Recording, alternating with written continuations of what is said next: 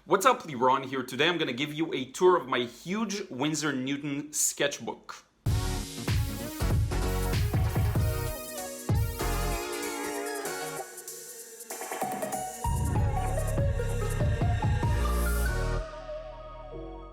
What's up, Liron here. Thank you for joining me in another video. Today I have this sketchbook tour for you and I think it's going to be really cool and you're going to enjoy it because first, this is a huge sketchbook that I really like and I found it super useful. It was actually really cheap for that size and number of pages. This is the Winsor Newton sketchbook. That's the label here. Hopefully you probably can't see a thing. And now you can see it and hopefully you can get it if you want to. But in any case, this is a really good sketchbook that I found super useful. Now what's gonna be special about this sketchbook tour is that it mostly focuses on pencil sketches and a bit of pen work as well. Because it's very different, it's a sketchbook for these kinds of things. And I just want to show you the very last page we're going to look at, which is these bark studies that I started sharing on Instagram as well, that I think you're going to really enjoy. So this will hopefully show you some improvement of mine during the last year or so. This moves from about, I think I started in this sketchbook for about a year ago and up until like yesterday. So I think you're going to really enjoy it. And with that being said, let's get started. Okay, so we'll get started. Here's the sketchbook. It is quite big. Let me show it to you up close. I really love the logo here and the branding, that it's golden. That looks really cool in my opinion. A really thick one, spiral bound. Really becoming one of my favorites for working inside, because outside it's just a little heavy and it's a logistical thing to carry it around, but aside from that it's really good. So let me show you the very first thing you'll see here, and let the camera refocus the colors. The first thing you'll see here is actually this sketch that I did for a project here. Was trying to get it published in some kind of it wasn't a gallery, but it was a very specific project representing what Tel Aviv looked like a lot of years ago, maybe 60 or 70 years ago. So this is, or maybe a little less, 50. So this is the area of the old central bus station, old buses, as you can see here. A lot of cross-hatching in this one. Just a cool little scene. Lots of people. This didn't come to fruition because there were a few changes, but in any case, let me show you some other stuff here. So we've got these, this is my attempt at Will Smith. These range from around a year ago, I would say, a year plus, to just recently, to some sketches that you've actually seen a really short time ago. So we've got this sketch.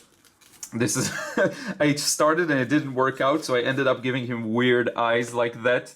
This is a study I did of his mouth.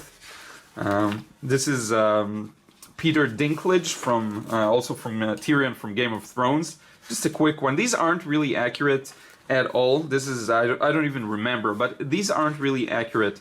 They require some work. Some sketches, scrambles. I'm gonna zoom in a bit because I think now is a good time. Okay, so just that you're able to see some things up close, and I'll just move it around if necessary. This is what happens when you paint outside and you place it on a dirty kind of table or a bench outside. That happens quite often. Let me show you what else. This is nothing. This is just really quick attempt. Okay, so here I have some still life sketching demos. This is some notes for myself. It's all in Hebrew, which is fun if you speak Hebrew. I got the value scale, figuring out what the value range is for me. All sorts of scrambles, just working from the shoulder. More of these. Some of these were used for when I taught some students, so there's a lot of small mini demos of how to do stuff in composition, so really not a lot of details. This thing I demoed to a student how you can really quickly sketch from observation outside without doing any details. And then I showed an example of how you can add just a bit more details and work a little slowly. There was a cat there as well. So that was a nice little scene.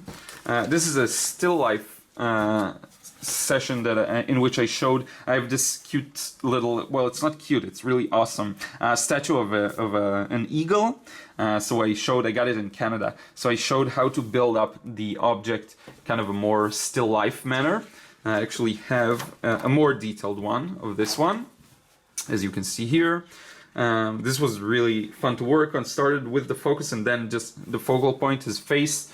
And then as I move downwards, the details are less important.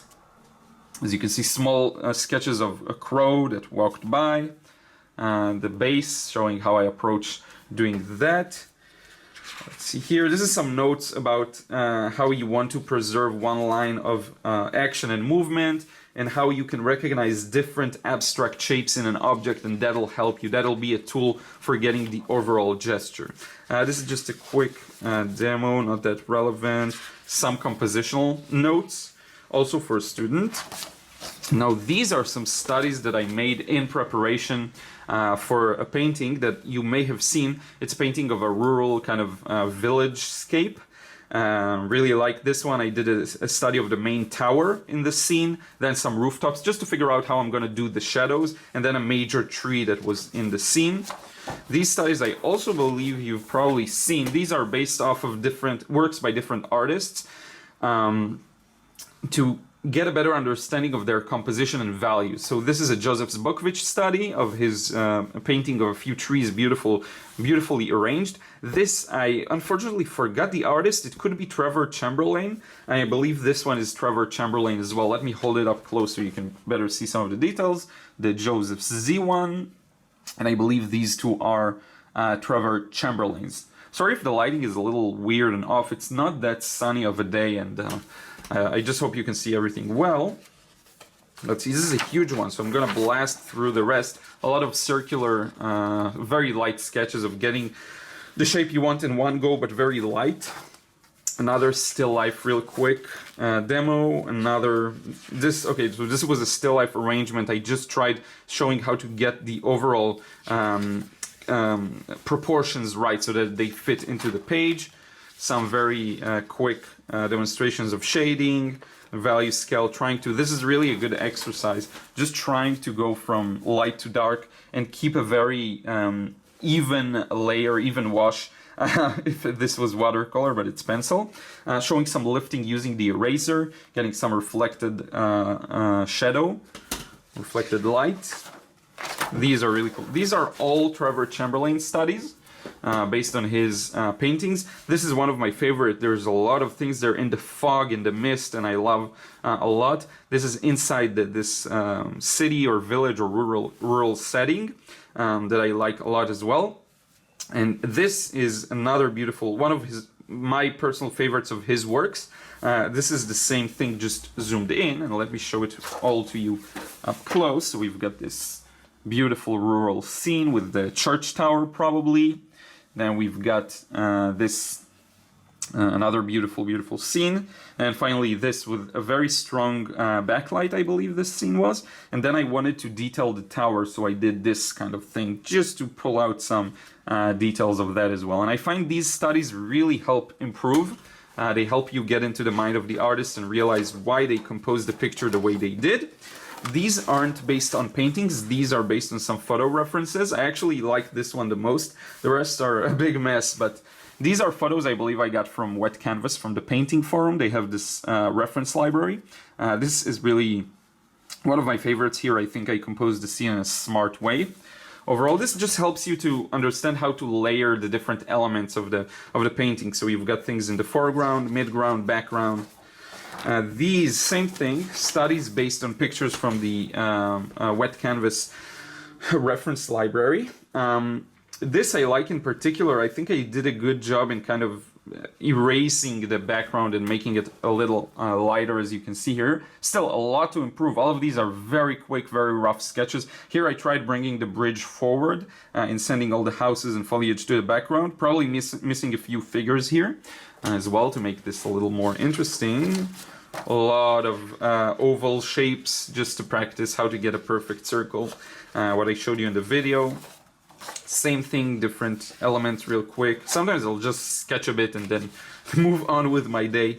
Let's see what else we've got here. This is me explaining how a hand looks like to a kid when they're doing non-representational art. So this is very symbolic, and this is a trap many of us fall into, of being very symbolic with our art and not really representing what we want, if that's the goal, of course. Just a quick demonstration of how to build the arrangement of a still life that was there. I later did a fuller one. Here, this is actually the view from outside my apartment, which is really cool. Just thought I'd have a go. I put this on my easel and just went for it. This is looking into the main boulevard, and then we have this building right here. And I really liked the way it turned out. Just a big mess, really. I was all about just being free and enjoying myself because it wasn't the usual type of work that I do, and I really wanted just to loosen up and enjoy. This is actually the same scene. It's this area, as you can see here, only done in pen and ink, which is pretty cool. I just really liked the patterns created here on the roof, so I thought it would be cool to show that kind of thing and try and do it in a more focused way on this particular area. This is from my video on how you can draw any shape. You know, remember when I was 10 I used to do this, how you can just draw a squiggle and then add some lines and turn it into a three-dimensional shape. I think a really good and easy exercise to perform. It can be flat shapes, it can be rounded shapes, it can be squares, it can be rectangles, anything you want. You can cut holes through them. I'll definitely link it up somewhere so you can check it out. This is from my perspective video, which I'll also link up if you're interested. I call this, I believe, perspective drawing for painters, just because it's a very introductory and straightforward kind of explanation of how to build the perspective. And you have to have rectangles for this kind of thing to work, because you really want to, what do you call it, like close up the scene so that you can explain how perspective works. So I showed how to place people in perspective, how to build a perspective that looks up top on the buildings, maybe how to build a perspective that looks from the viewpoint of an ant. I'm showing the thing from up above and then from the perspective. And I know this is quite a complex topic. I may talk about this in the future. This I don't believe I showed you here ever. I did share this on Instagram, so just went outside and sketched some people at a local cafe. Started with this very rough sketch to figure out the composition, then decided to work on individual elements. So these two people were sitting right here. They later moved the arrangement of chairs, so she moved to the left, he moved to the right, and then I had this beautiful view of them with the shadow in the background, which I really like. I believe this guy sat somewhere around here. It was just a fun little exercise in capturing people really fast. That's always a challenge, but it's actually one of those very important skills to have that train you like really fast, because you have to see things quickly, recognize gesture, recognize form really fast. I love how the shadows here cast on the floor. I think that's really one of the highlights of this scene in particular. Just a few small preparatory sketches I did after doing the previous sketches, because I thought I'd paint a scene, but then I decided not to. This is a famous structure here in the Habima Square. If you've been to Tel Aviv and you've seen this area, you know this one. It's like three coins stacked up on each other. It's not really coins, but coin-shaped objects. A quick car, some quick people, some quick gestures that I did. Probably messed up the proportions real bad here. This was really late, I was tired, and I didn't have time to paint, so I said, nah, I'll just do some quick exercise. I have some others here. Yeah, some other gestures. And I just forced myself to do something artistic that day because I was so busy with work. Another one, a little more complete, but still like a long way to go. This is a preparation that I showed you for the painting people in watercolor video that I did a short while ago. So this is the preparatory sketch that you've all probably seen. Had a good time making this one, and I actually think the sketch in some way turned out better than the painting in how I layered the elements in my foreground, midground, background.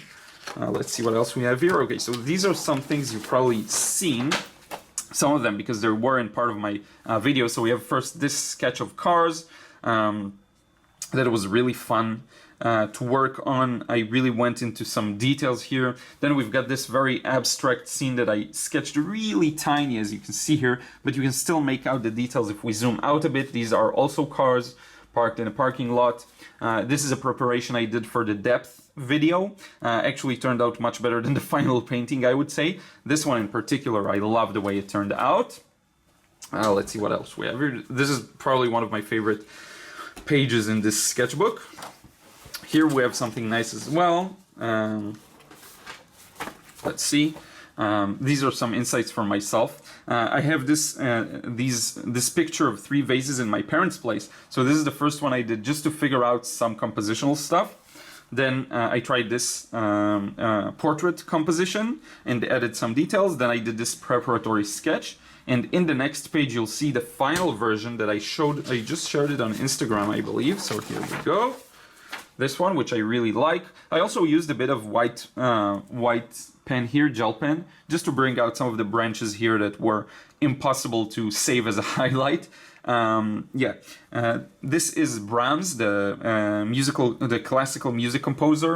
I just loved his picture and decided to do a quick portrait. This is me practicing on, this is his nose, actually, Brahms' nose, just trying to figure it out before going for the full thing. Some light and shadow exercises, ball light, reflected light, all of those good things, and I'm now working a little more deeply on. This is just me training to work from my shoulder. So I did a few of these light and shadow and then filled in these areas real quick. Did try to get some curved lines in one go, which is fun.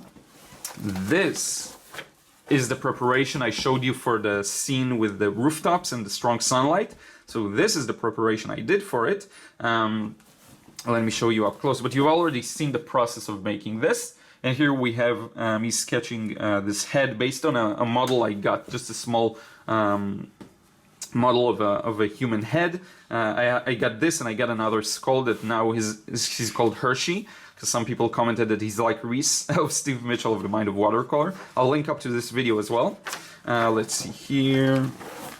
Another one more detailed with some notes for myself, how the core shadow wasn't dark enough. I had to add some stronger shadows there. This is more detailed than the previous one, but still quite loose, and it also got smeared when it touched the next page here. So this is me working on filling in these areas with very even shading, which is a big challenge. Here I was able to do, I think, the best job, because this really applies to when you shade these kinds of objects. So let's see what else we got here. Just sometimes I'll just sketch a car. I don't know why, I'll just do it like the watercolor style car. Again, curved lines, lots of circles. This gave me a nightmare. I don't know why, but I wasn't really good at it at that particular time. Sometimes your dexterity and motor skills just fluctuate between different hours of the day, different days, how well you slept. There's a lot of different variables that go into it. Same thing here, just training my hand to do these kinds of motions, gradual change from light to dark, lifting with the eraser, with my kneaded eraser. Some more sketches. This is a study based on a video by Proco. I'll link up his channel as well. He's one of the best channels on sketching. I believe that's actually the direction. He just showed how light and shadows work when you put this cylindrical shape on top of this maybe muscle tissue or something like that, which I enjoyed a lot. Here are some more Hershey studies that I did. Let me show you. Here I switched to a more portrait format. So we got this larger study of that very same thing from earlier. Some Hershey studies, the skull. I actually have a projector that I put on him. This is a big mess. There's a lot to improve here. I'm going to show you some improvement, hopefully in the next few pages. This is a side view. Pretty happy with how this turned out. These are some nose studies, and I'm going to show you. I used also Proco's video to study the shapes of the nose. So first he shows the more abstract shape of the nose in different angles. A lot of these I just did based on what he teaches, and then I changed the angle myself. Then he talks about the more specific planes of the nose and some more anatomical details, the names of different elements of the nose. So I did a lot of sketches of these kinds of things on all different levels of abstraction. Let me show you. This is another Brahms attempt at a portrait. This time this is less accurate than the previous one, but the nose here I think I did a really good job. That's actually his nose and it's quite accurate. I'm happy with that.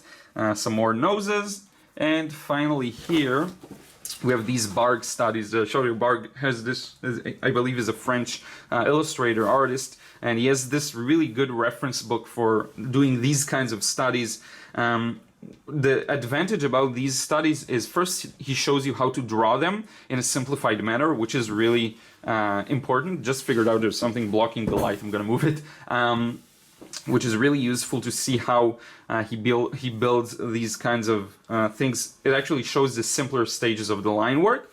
But also the shadows don't have a lot of intricacy in them in these two examples and in a lot of others. Here a bit more. Now, what do I mean by that? If you look at it up close, you'll notice how the shadows are mostly composed of shadow, very dark, and then there's barely any variation into the light. So it's just shadow, and it's almost duochrome. So it's almost black and white, okay? As you can see here as well, very gradual variations. Some small areas are a mid-value, but most of it is just either shadow or light, which is really good, a good way to simplify the object. Same for this thing. Here it's a bit more complex. You have some mid-values as well. The shadows run along this side of the leg, of the foot, and then here you have a lot of mid-values. Let me show you up close. I did a bit of blending, just practicing my pencil and sketching technique. Still got a long way to go, but very pleased with how these turned out, and I plan on doing a lot of these. And I believe that's the last page. So in any case, I really hope you enjoyed seeing these kinds of things. Very different from what I usually, when I give you a sketchbook tour, there's a lot of paintings, really, because that's what I usually do. But this really is showing you something a little different, something a little more, maybe basic, but not in no way easier, more fundamental, maybe I would say, which is important because now I'm focusing more on those kinds of things. So in any case, I really hope you enjoyed this video. Let me know what you think in the comment below, and now we're gonna wrap it up face to face. So this is it for this video. I hope you enjoyed seeing all of the sketches. I especially like the Brahms portrait, and I hope to do a better version in the near future. Now, this really feels like training my left hand, because now I'm starting to work with my shoulder more like that instead of like this, which is the right way of doing things, because I really want to dive deeper on the skills that will bring me to that amazing level I'm after. So I'm trying to learn a lot about sketching. I'm learning a lot from oil painters, and I hope to bring back and incorporate all that knowledge back into watercolor. So this is one of my means for doing that. And if you're practicing sketching, if you're starting to lose hope, or if things get a little hard on you and you don't feel the improvement, if you go through this sketchbook, you will see my improvement. So definitely it all adds up, and by having a sketchbook, you can see the improvement that you make. Don't worry, keep going. Try to learn the right things. They say practice makes permanence, not perfect. And I find that to be true. Practice the right things and you'll get the right permanence. But it really does add up, the experience. And I'm thinking about training my left hand just for the hell of it, just to show people that it's possible, because my left hand is really, that lacks all of the motor skills required. You've seen it in another video. I just let my mind basically do the work for me, so all the lines are wobbly, but it's still correct. But in any case, I digress. I'm going to link this video somewhere up here. I have tons of videos to link out from this one.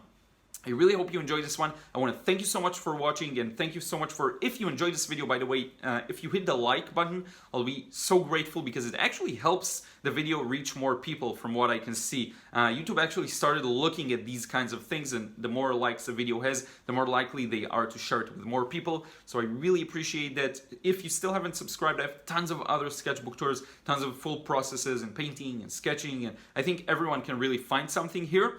And I just really appreciate having you here. So thank you so much, and I will talk to you again in another vid real soon.